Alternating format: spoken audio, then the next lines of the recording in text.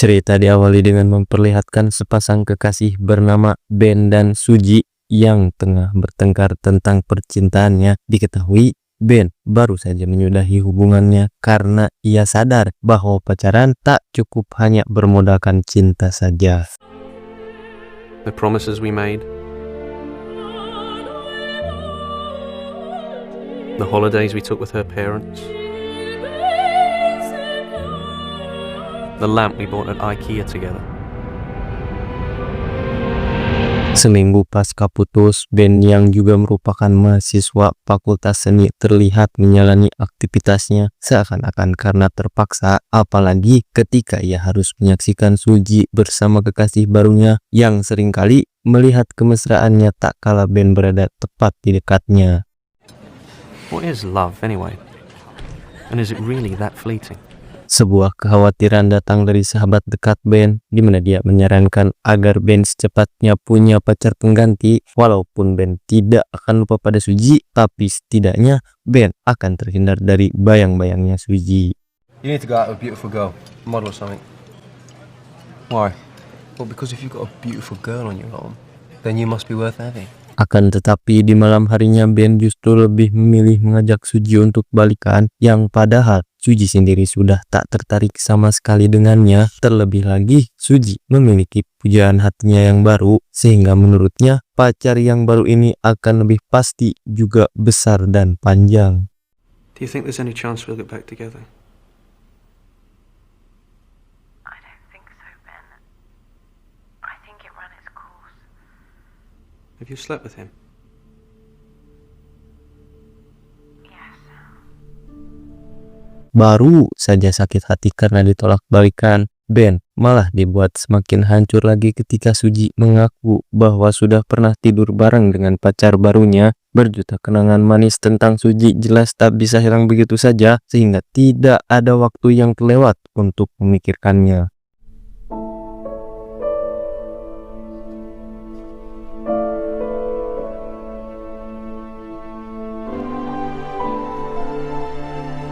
From the room. But she was never far from my mind.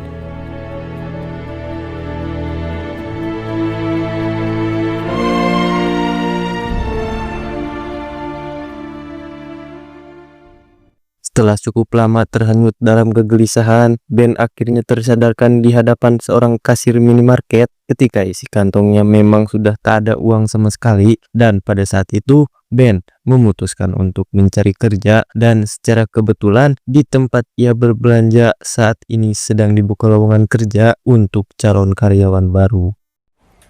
It was getting obvious that I needed to trade some of my time.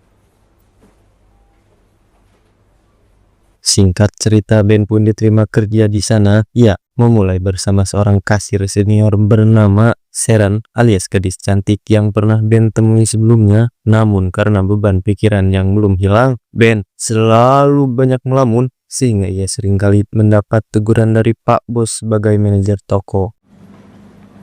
Well, don't just stare at it, Ben. Clean it up. Dan mari saya perkenalkan dengan dua orang karyawan lainnya, Barry dan juga Matt. Mereka memang dikenal pria-pria yang asik suka bercanda, sehingga tak jarang Ben dibuat terhibur oleh aksi-aksi lucu dari mereka. On your marks. Get set. Go!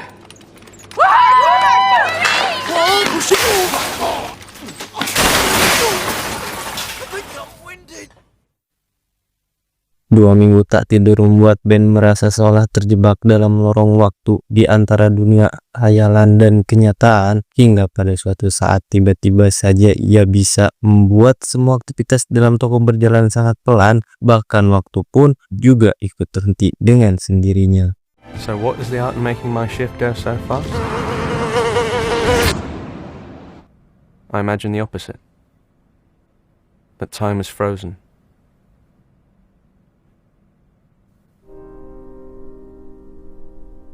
Tak ingin menyia-nyiakan kesempatan, Ben yang sedari kecil memang suka melek ketika melihat tubuh wanita cantik, lantas menjadikan fenomena tersebut sebagai pembangkit imajinasi yang kemudian dituangkan menjadi sebuah karya lukisan dengan gaya sesuai keinginannya.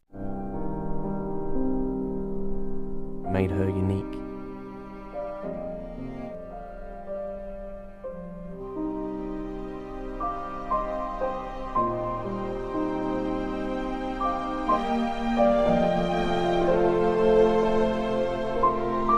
Ketika semua sudah selesai Ben nikmati, maka dengan hanya meregangkan jari-jarinya saja, semua kembali berjalan seperti biasanya.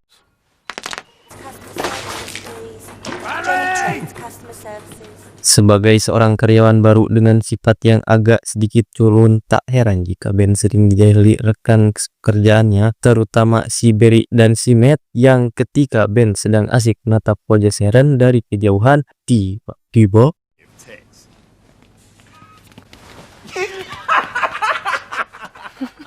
diam-diam ternyata Ben mulai menaruh simpati pada Sharon. Ia juga sempat mencoba untuk menghentikan waktu sekali lagi agar dapat berduaan lebih lama. Namun sayangnya kala itu Ben malah dibuat kecewa ketika Matt mengatakan bahwa Sharon akan pergi berjalan dengannya. What are you doing? Hey, take no notice of him, he's love struck. Yeah, Sharon out today. What did she say? She said, yes. Then it's back to mine. I'll need about half an hour to talk away me face. And then she's gonna get some of this. Beberapa hari berlalu ketika Pak Bos ditantang bermain futsal oleh manajer minimarket cabang lain. Sementara untuk mempertahankan gengsinya, si bos langsung membentuk skuad futsal dadakan yang padahal mereka tidak pernah memainkannya sama sekali. Okay, chaps. Rory Brown, manager of Sainsbury's Islington, has challenged us to a five-a-side football match on Sunday night. And you're all the other slaves. And as slaves, you will play to the death. For what happens on Sunday night will echo through eternity.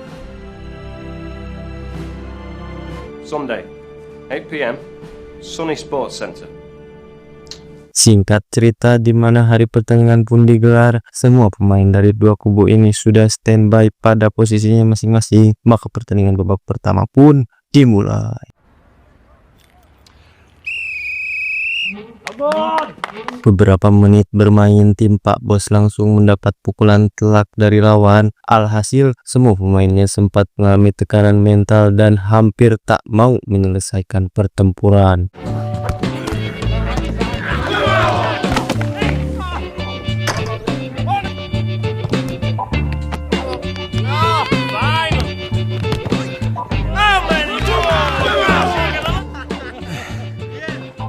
Time out. Time out. Sebagai kapten, si bos pun terus memberikan semangat kepada anggotanya sehingga perjuangan mereka pun kembali berlanjut. Meskipun besar usaha yang dilakukan, mereka sama sekali tak membuahkan hasil dan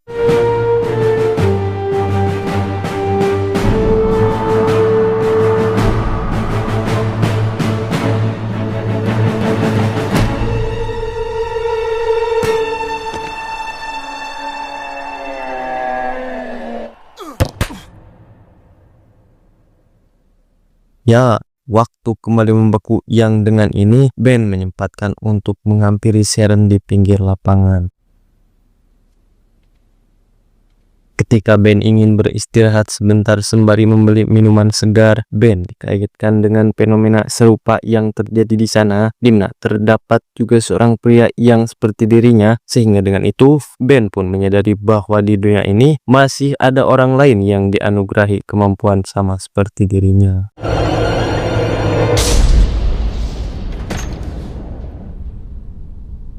Setelah beristirahat, Ben pun melanjutkan pertandingannya meski ternyata bola tendangan Matt sebelumnya tepat mengenai bebangus si bos yang mengakibatkan irungnya mimisan. Oh my god! Karena merasa bersalah, Matt langsung merujuk si bos ke rumah sakit, sementara janji untuk mengantar Sharon mau tidak mau harus digantikan kepada Ben. Ben yang sejatinya sudah sangat mengharap-harapkan momentum tersebut menyempatkan untuk membawa Sharon ke sebuah kafe, hingga terjadilah sebuah obrolan cukup serius di mana akhirnya dia pun tahu bahwa antara Sharon dan Matt tidaklah pacaran, melainkan sebatas hubungan teman biasa saja. It's probably none of my business, but are you and Matt seeing each other? No. We went to the cinema the other night, but just as friends. Harapan semakin terbuka lebar kini dimanfaatkan oleh Ben agar kedekatannya dengan Sharon semakin intim lagi. Dalam rangka tersebut, Ben langsung mengutarakan tentang dirinya yang berambisi menjadi seorang pelukis sandal, yang secara kebetulan Sharon sendiri rupanya sangat mendambakan seorang pasangan dengan profesi tersebut. I've always wanted to meet a painter. Why? I think it might be something to do with their ability to see beauty in everything. To then capture it and hang it on a wall for all to see. I find it romantic. Singkat cerita, hubungan antara keduanya terlihat sudah semakin dekat. Bahkan untuk acara pesta ulang tahun si bos nanti malam, Sharon meminta agar Ben mau berpura-pura menjadi pasangannya. Tak hanya itu saja, Sharon bahkan berani menyatakan perasaan kagum terhadapnya dan memberikan sedikit sun kepadanya. You still want to be my date for the party tomorrow night then? Yeah, of course. Will you come by and pick me up? Yeah. 8? Okay. See you tomorrow.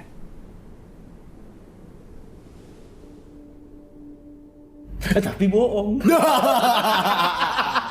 Kebahagiaan tak terkira pun dirasakan Ben. Walau bagaimanapun dia termasuk orang yang sangat jarang mencicipi keberuntungan seperti itu, namun belakangan ini ia menyadari akan satu hal, di mana kemampuan yang ia miliki tiba-tiba hilang begitu saja, bahkan sendirinya kembali merasakan tidur normal seperti orang biasa pada umumnya.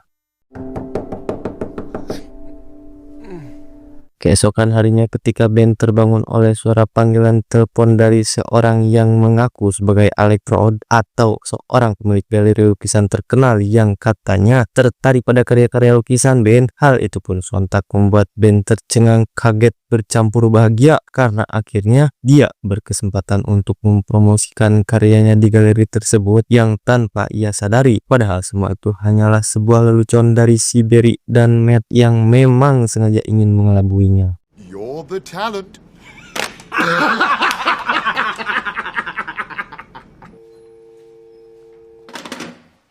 Singkat cerita, malam pun tiba. Ben yang sumringah pun langsung menceritakan semua itu kepada Sharon. Sharon yang merasa senang mendengarnya pun siap mendukung penuh atas perjalanan karir Ben yang kini sudah resmi menjadi pacarnya. Wow. You're on your way. Well, come on. Let's go and celebrate. Di malam yang sama mereka pun pergi berdua menuju pesta ulang tahun si bos yang tanpa diduga di sana ia bertemu dengan sang mantan yaitu Suji, yang ternyata pacar barunya Suji merupakan adik kandung dari si bos sendiri. What are you doing here? It's Steve's brother's birthday. What, Jenkins? Yeah, he's Steve's older brother.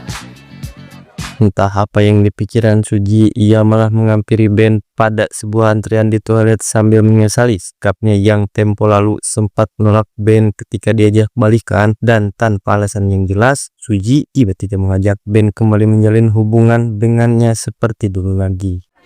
I just wanted to say that I'm sorry about everything. Keadaan itu sontak membuat Ben terperangkap pada sebuah dilema karena masalahnya baru saja semalam ia mengungkapkan hatinya kepada Sharon. Meskipun di sisi lain Ben yang juga memang sempat berharap jika pada suatu nanti Suji akan kembali menjadi miliknya, namun entah apa yang merasuki Suji di mana ia dengan berani mencipok Ben di hadapan banyak orang, sehingga Sharon yang tidak sengaja melihat kejadian itu langsung beranjak pergi sambil membawa perasaan yang ambruk seketika. 3, 2, 1, go! Sama halnya dengan Sharon, perasaan Ben pun berubah menjadi semakin tidak karuan, dan di tengah situasi tersebut secara tiba-tiba Ben bisa kembali menghentikan waktu hingga terciptalah kesempatan terakhir untuk Ben memandangi sejenak wajah Sharon sebelum ia benar-benar pergi.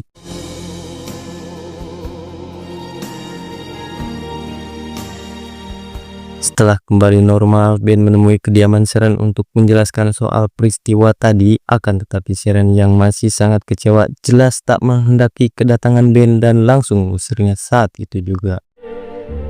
This felt familiar.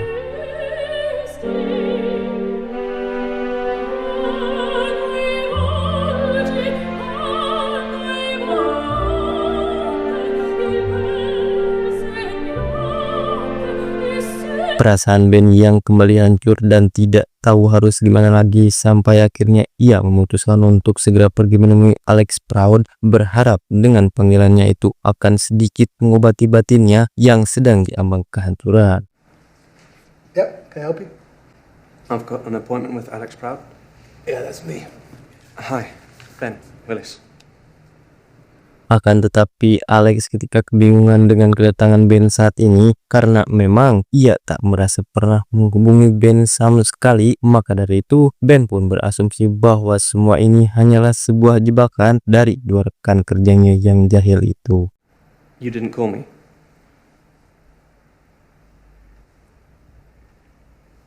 Bastards. Sorry, someone's played a joke on me. I mean, since you're here, let me take a look. Di tengah kekesalannya itu secara mengejutkan, Alex diam-diam merasa tertarik dengan bakat yang Ben miliki sehingga ia pun berubah pikiran dengan meminta Ben untuk ikut serta pada sebuah acara pameran yang akan segera digelar di galeri tersebut. Why don't you make an appointment with Lucy? Proper one this time. And we'll take it from there. Yeah. Tanpa berpikir panjang, Ben pun menerima tawaran Alex, bahkan saking senangnya ia langsung memberikan undangan pamerannya kepada Sharon.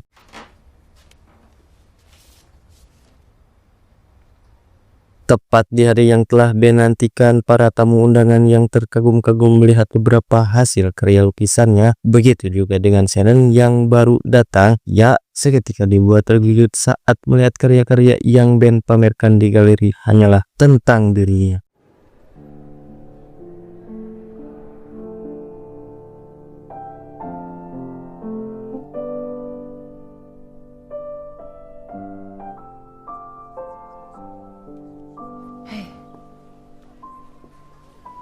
Merasa takjub dan bahagia atas apa yang telah Ben lakukan terhadapnya, apalagi ketika Ben berusaha untuk lebih meyakinkan ketulusannya dengan menjelaskan perihal Suji karena dirinya sudah tidak memiliki perasaan lagi kepada Suji.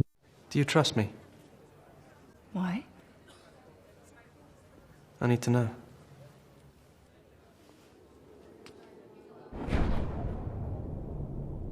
Seketika itu waktu di dalam ruangan tiba-tiba terhenti begitu saja, sementara hanya Ben dan Sharon lah yang saat itu bisa bergerak bebas, sehingga mereka pun menikmati momen indah itu di saat keduanya bersemi kembali.